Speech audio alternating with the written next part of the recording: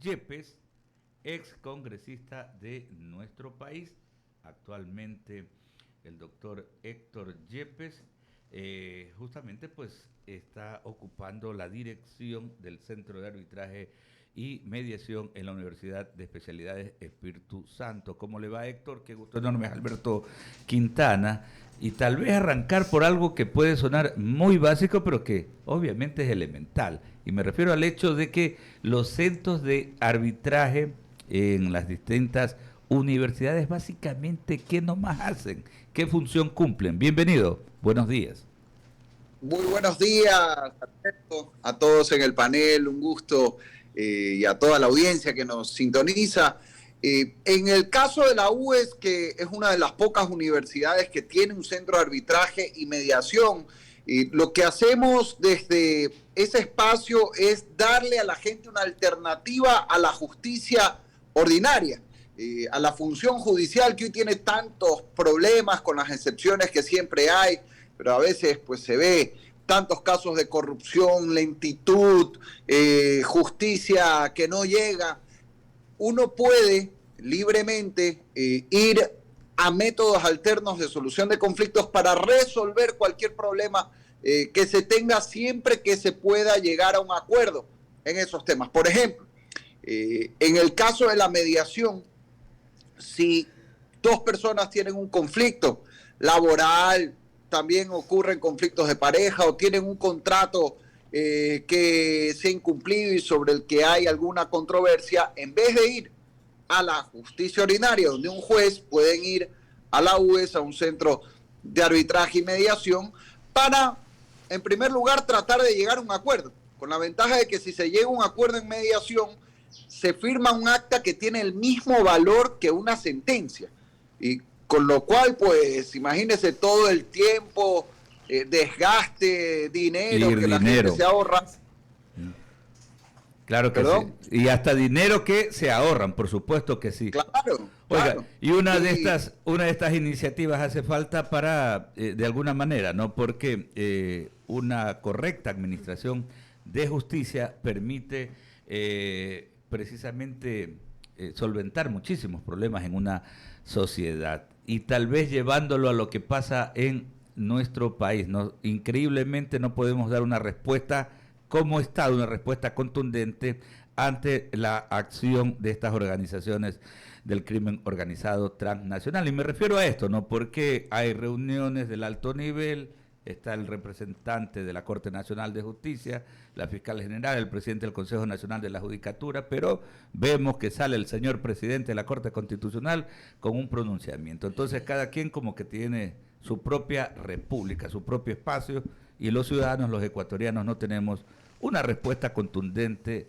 de Estado en un tema tan delicado y en un tema que está cobrando tantas vidas, ¿no? Totalmente. Solo para cerrar en el tema de arbitraje y mediación, desde la Universidad Espíritu Santo ya estamos brindando hace algunos años ese servicio. Yo desde noviembre estoy a cargo del Centro de Arbitraje y Mediación, así que a las órdenes estamos para servir y para dar una alternativa justamente a esta justicia que tantos problemas causa, una alternativa ágil, eficaz, que pueda ayudar a la gente a resolver sus conflictos. Ahora, ya entrando al tema que nos ocupa, realmente es increíble cómo las autoridades parece que se pasan la pelotita. O sea, estamos en la mayor crisis de inseguridad probablemente de la historia de nuestro país, y en vez de ver acciones, no anuncios, acciones contundentes por parte de las autoridades, vemos aquí que están jugando ping-pong, como los niños, ¿no? Tú fuiste, no, realmente la culpa es tuya. Yo creo que más allá de que incluso desde la academia se puede analizar quién tiene responsabilidades, analizar también la parte histórica, cómo llegamos hasta allá, hasta aquí. Lo cierto es que en este momento lo que necesita la gente son soluciones. Y esas soluciones pasan, por un lado, por la justicia, por tener jueces honestos, jueces que no malinterpreten la ley, porque en estos casos que hemos visto de habeas corpus la ley es bien clarita. El problema no está en que la ley esté mal hecha en estos casos, hay otros en que sí, pero en estos casos el problema es que hay jueces que no les importa lo que dice la norma, que aparentemente por intereses oscuros terminan resolviendo a favor de delincuentes y terminan siendo iguales o peores que los mismos delincuentes, porque lo que están haciendo es generar un mensaje social gravísimo que se da a partir de la salida del señor Jorge Glass. Pues, o sea, si aquí ya puede haber un habeas corpus en el caso de un señor que ha sido sentenciado por la justicia, con sentencia final, oiga, no es difícil imaginar que al día siguiente va a tener a un pocotón de gente diciendo yo también me quiero beneficiar de lo mismo. Ahí están las consecuencias de lo que ocurre en la parte política luego en el día a día. Claro. Y vemos una situación descontrolada y no vemos hasta ahora acciones, ojo, no solo de la justicia, que es una parte, sino también del gobierno, que es el encargado de la seguridad. Claro, terminan torciendo, ¿no? Torciendo lo que dice la letra de la ley. En ese sentido es que se pronunciaba el expresidente de la Corte Constitucional, Hernán Salgado. Verónica Landet. Así es. ¿Cómo está, Héctor? Un buen día. ¿Qué tal, Verónica? Hola, ¿cómo estás, Héctor? Ayer el presidente de la Corte Constitucional prácticamente dijo que cada función tiene su ámbito de acción. ¿Qué es lo que está fallando ahí? ¿O cuál es el mensaje que nos dejan? Porque luego de esta articulación que se logró hacer con la participación, digamos así, del Estado, con el Consejo de la Judicatura, con el Consejo Nacional y el llamado hacia la Corte Constitucional, recibimos esta respuesta. ¿Qué es lo que está pasando definitivamente ahí? ¿Se puede? ¿No se puede? ¿Cuál es el impedimento que se tiene para poder definitivamente dar una respuesta en este sentido a los ciudadanos? Impedimento legal ninguno, Verónica.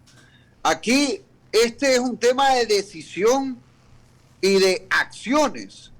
Yo vi que hubo una reunión, me parece muy bien que se reúnan, pero aquí lo que necesita el país no son reuniones, aquí lo que necesita el Ecuador son resultados y lo que se necesita es un plan de Estado en materia de seguridad, que en eso por supuesto los jueces tienen su parte importante, más que la Corte Constitucional, los jueces que aplican en el día a día estos temas, porque lo que hemos visto, yo he sido muy crítico de la Corte Constitucional en ciertos temas, pero en realidad en estos casos lo que estamos viendo no es que la ley esté mal hecha, no es que porque la ley permite que salga el señor Glass o alias Junior, han salido porque aunque la ley no lo permite, hay jueces inescrupulosos y autoridades del gobierno que no hacen respetar la ley también, hay que decirlo, que no están haciendo su parte. Eso no se resuelve con una reunión, eso se resuelve tomando acciones y dimensionando el problema. Aquí tenemos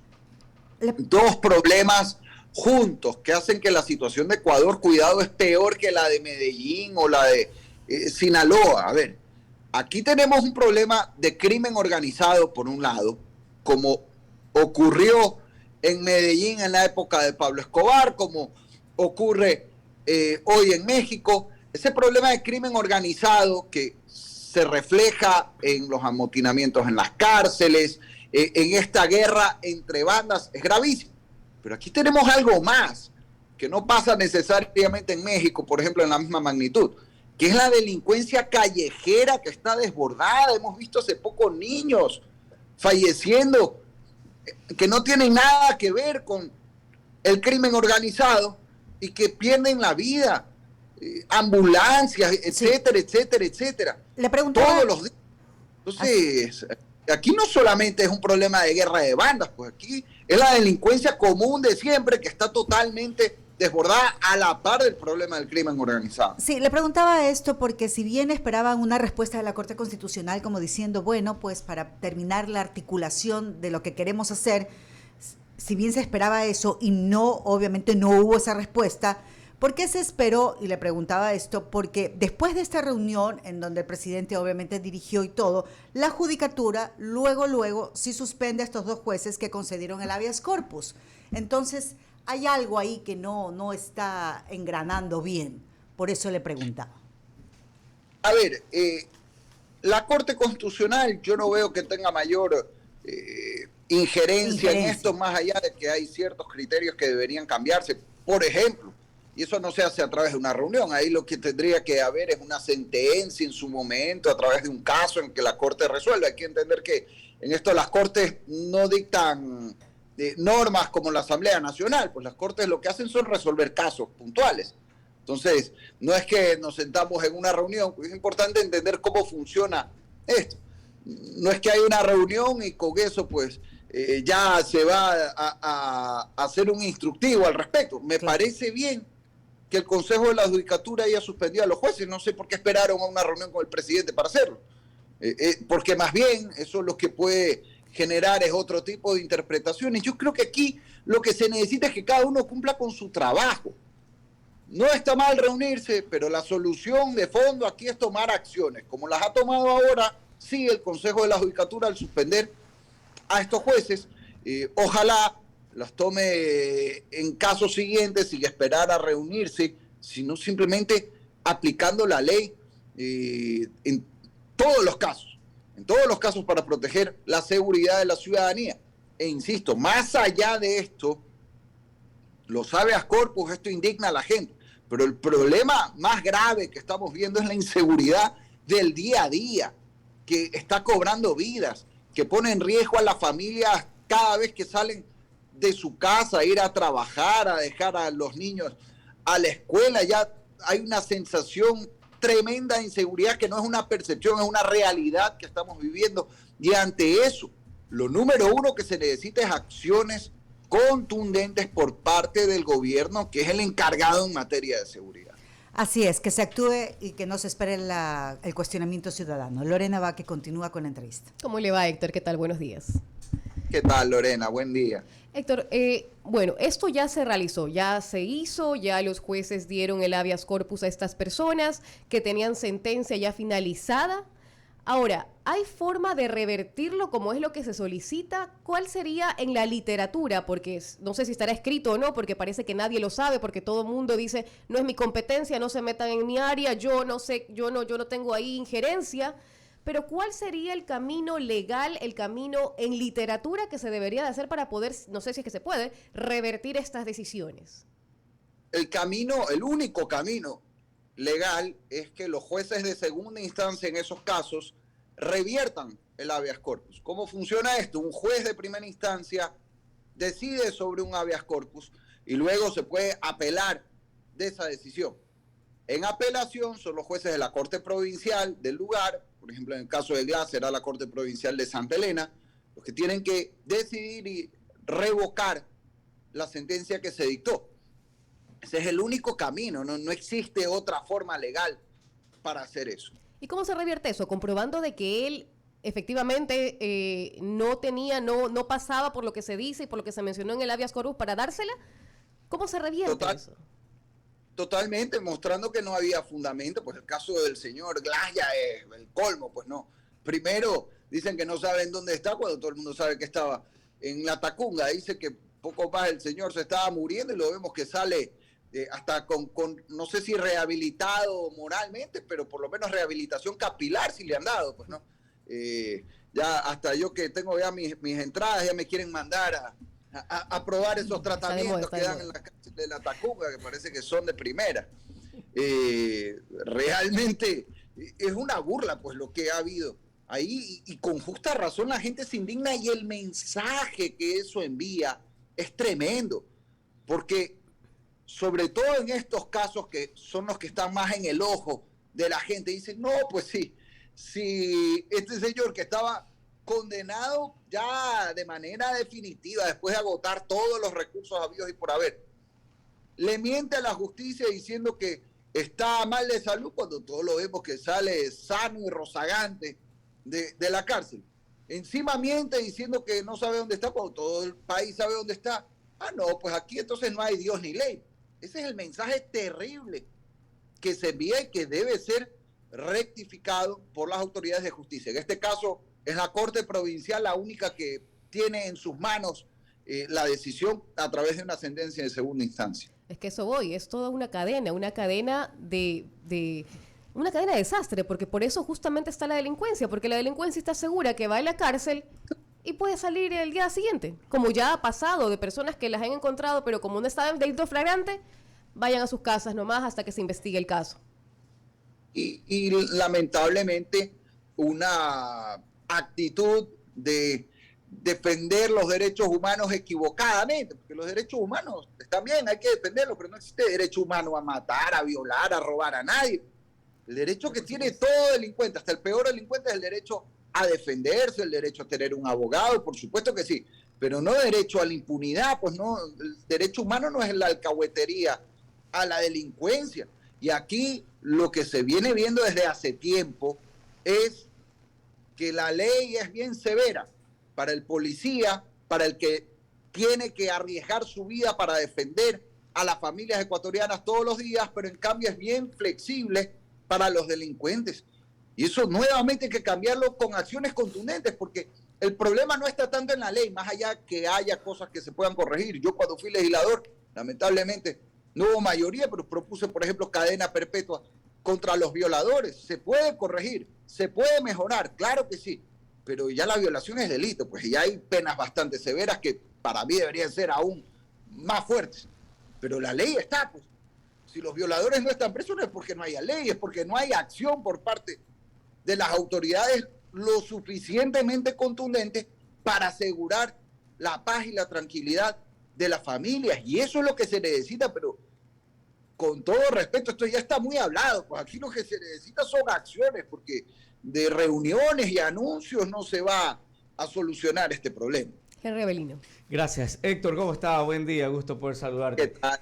Buen día. Todo apesta en realidad, ¿no? Porque se ve que las leyes se dan para legalmente que todo pueda seguir siendo arreglado en derecho, ¿no? Y de conversaciones en conversaciones, como tú bien lo dices, no se va a lograr a menos de que se puedan tomar ya medidas concretas y rápidas. ¿Crees que se podría estar dando el caso en realidad de que todos los jueces sean corruptos, todos los jueces reciban coimas para poder dar estos habeas corpus, o se podrían estar dando situaciones también en las que, que no sé si todos o muy pocos teman por su vida?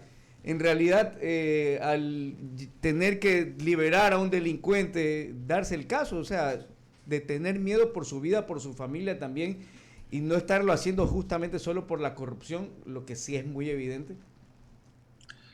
Puede ser, yo no puedo hablar en concreto de los casos que conocemos, porque no conozco ya los pormenores de qué habrá pasado ahí. Eso es lo que debería estar ya investigando la Fiscalía en estos momentos, ¿no? ¿Qué es lo que pasó ahí? Ver las cuentas, ver el estilo de vida de ciertos jueces que, oiga, hay veces, como ocurre también en la política, pues de repente alguien que gana 3,000, 4,000, 5,000 dólares, que es un buen sueldo, pero no le alcanza para tener yates, mansiones y 3 carros de lujo. Pues, o sea, ahí es bien fácil ver que esa persona no está viviendo de su sueldo como funcionario público. No hay que ser genio para llegar a esa conclusión. La pregunta es, nuevamente, ¿por qué no se actúa?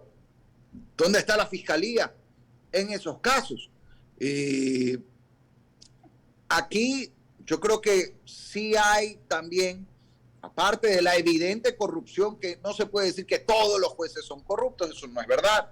Yo conozco algunos jueces que son honrados, gente decente. Lamentablemente sí hay bastantes jueces corruptos y basta con que exista un grupo considerable, aunque no fuera incluso la mayoría, para ya deslegitimar a todo el sistema de justicia y que la gente pierda con justa razón la confianza en el sistema judicial, lo que es gravísimo.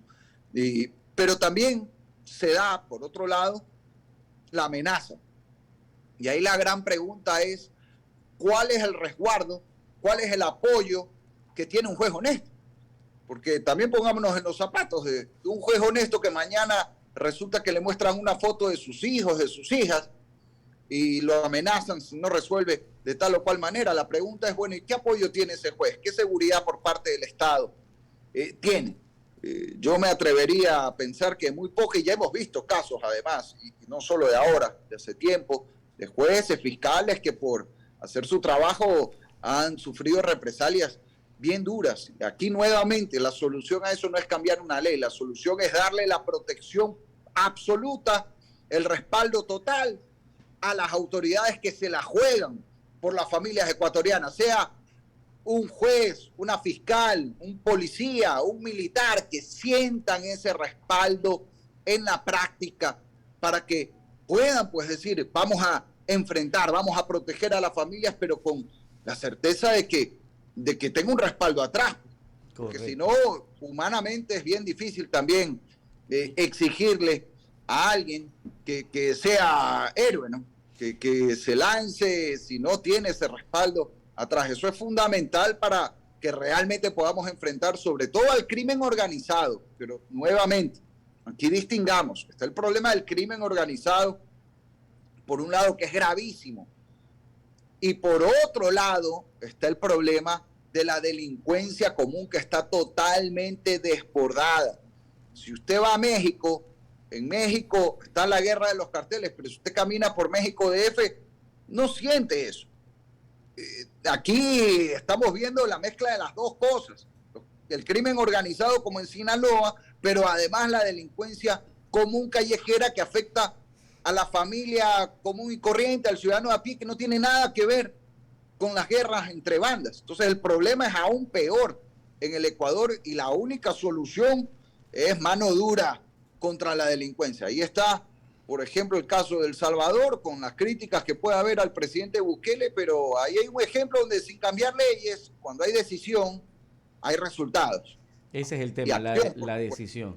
Ese es el tema, la decisión. 7:24, Alberto. Claro que sí. Bueno, no hay que irse a El Salvador, hay que recordar nomás la historia reciente acá en el Ecuador. 1985 fue un año durísimo. El Estado se quiso ver desbordado por la acción criminal de ABC, de Alfaro Vive Carajo, y hubo el liderazgo suficiente para enfrentar esa amenaza de manera contundente, de manera como realmente se tienen que tomar las cosas, ¿no? Una amenaza de esa naturaleza que pone en peligro la vida, mucha gente se olvida y hay quienes repiten tanta tontería, ¿no? Pero ahí está, en aquella época también fueron 300 policías los asesinados por Alfaro Vive Carajo, pero hubo una respuesta contundente bajo el liderazgo del presidente León Febres Cordero. No hay que irse a El Salvador para recordar estos aspectos en los cuales lo que se necesita es aquello, liderazgo, decisión, ¿no?, de querer hacer bien las cosas y sobre todo cumplir con el mandato principal, y el mandato principal es darle la seguridad a los ciudadanos. Muchísimas gracias, Héctor, por su comparecencia. El director del Centro de Arbitraje y Mediación de la Universidad de Especialidades Espíritu Santo, Héctor Yepes, acompañándonos esta mañana aquí en El Diálogo. Que tengan un excelente día. Son las 7. Gracias. Buen día para ustedes.